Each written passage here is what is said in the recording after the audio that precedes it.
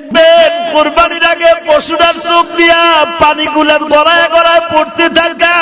ও কি বলে জানেন? ইমাম থানভী আজকে তাফসিরে আমি দেখলাম, ইমাম থানভী বলে গড়ায় গড়ায় পানি ছেড়ে দিয়া বলে, মালিক আমার মতো সৌভাগ্যবান আর কে আছে? তুমি আমার একটা ভালো লোকের বাড়িতে খরিদ করলা।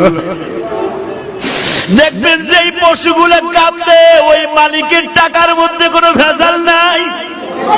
ও মালিকের বারিন্দায় বসে বসে কাঁদে আর বলে, মালিক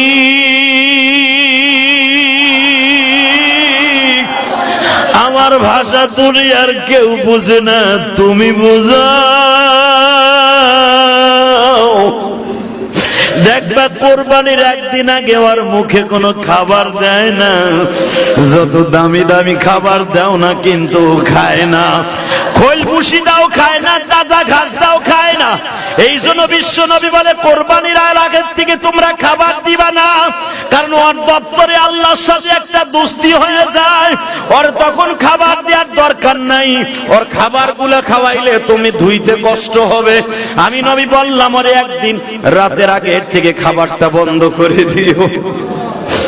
ও বলে মালিকের কাছে বলে, মালিক আর দুনিয়ার খাবার আমার জন্য নাই, আমি তোমার জান্নাতে দিয়ে খাইতে চাই, কিন্তু আমার কাছে একটা ওয়াদা দিবানি গো মালিক।